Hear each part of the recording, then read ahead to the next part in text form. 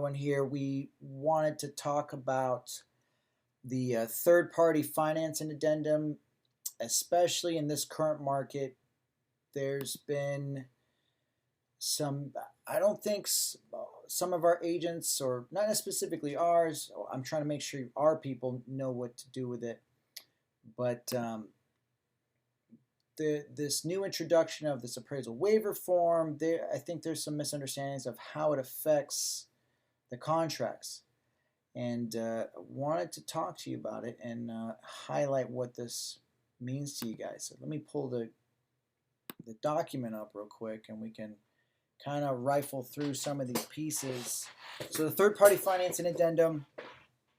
Third-party financing addendum is a buyer protection addendum. That's at the root. That's what it does. If you're getting financing, you're supposed to be using this if you want the third-party financing protections. And so this document is used in residential, even in commercial too.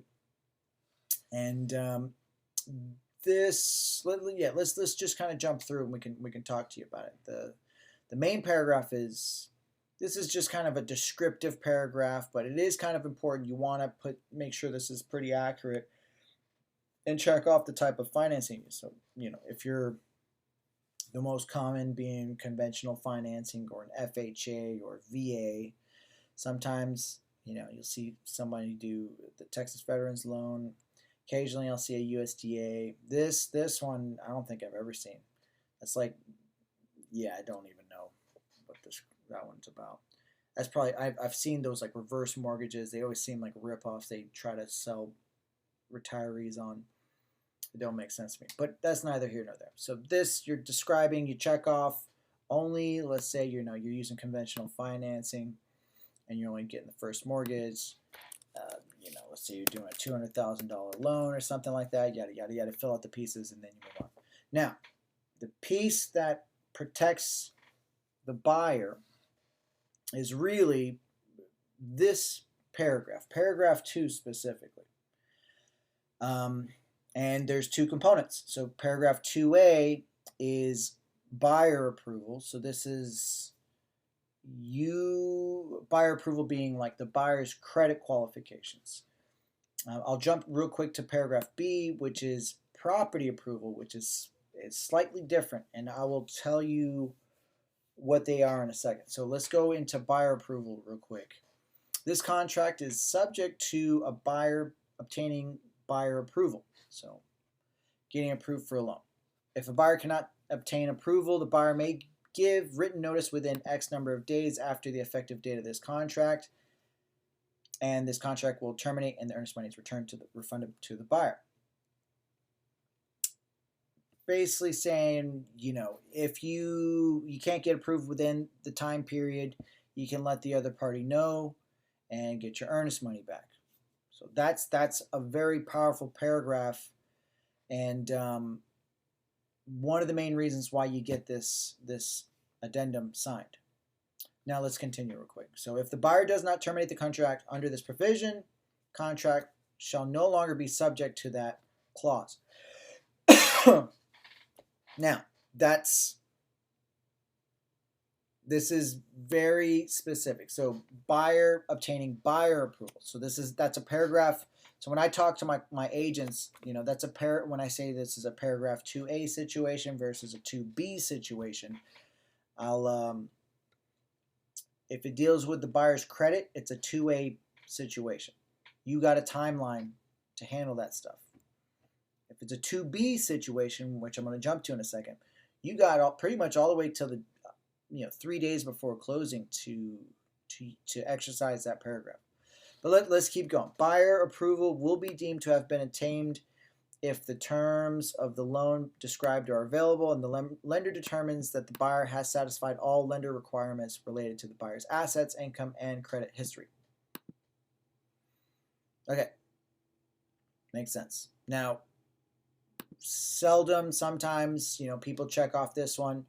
This is, if you're trying to be, and honestly in this market, people are trying to be competitive, they check off that second paragraph. So that means you don't get really any buyer credit protections if you fail to get approved by a loan based on your credit requirements.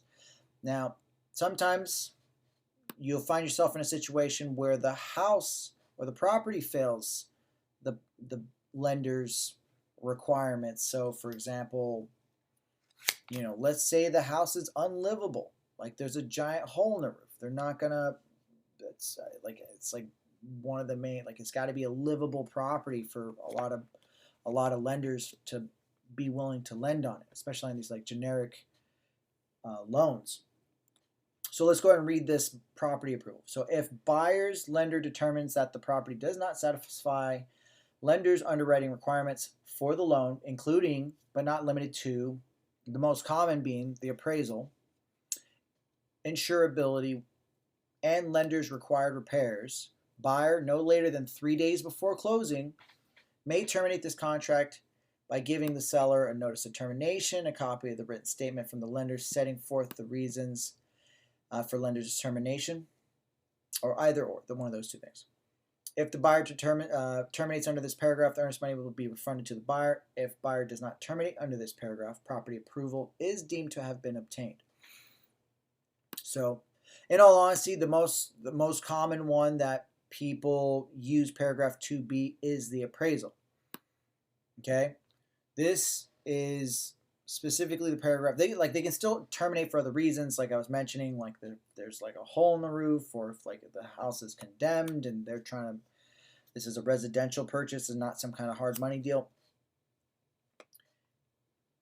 There's an addendum called the Addendum concerning right to terminate due to the lender's appraisal. They're in this market. They'll nullify that component of paragraph 2B.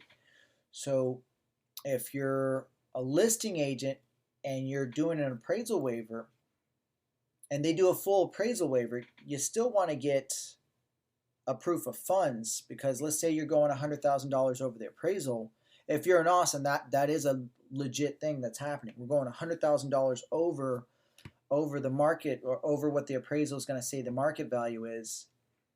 And if you don't check, they don't have the cash, they can still sneak out. The buyers can still sneak out of the contract based on paragraph 2A. So this goes into what I was telling you. So like the appraisal is a 2B situation, but if they literally don't have the cash to close now, if it appraised at an unsuspected number, now all of a sudden the situation becomes a paragraph 2A situation, and buyers can back out of the contract and get their earnest money back. You got no leverage. I still, to this date, so we're 6 months into these new contracts, I still see agents and pretty, at big firms, and they seem to be doing a lot of contracts, they're still not using this document correctly. And yeah, I guess just out of sheer personality, they're just kind of pushing things through, and everyone's just assuming they work that way, but they haven't been tested yet. So, and if they catch themselves in those situations, they can actually prevent a lot of headache. So anyways, this is that's the main paragraph, honestly. The rest of it, like, this is kind of this is specifically for FHA and VA. If you're gonna go off an appraisal amount other than the purchase price, you can kind of vary this. And this is just release documents. But honestly, paragraph 2 is the main reason why you use this document. You just want to make sure you guys set it up correctly. If you have any other questions, feel free to reach out. Thanks.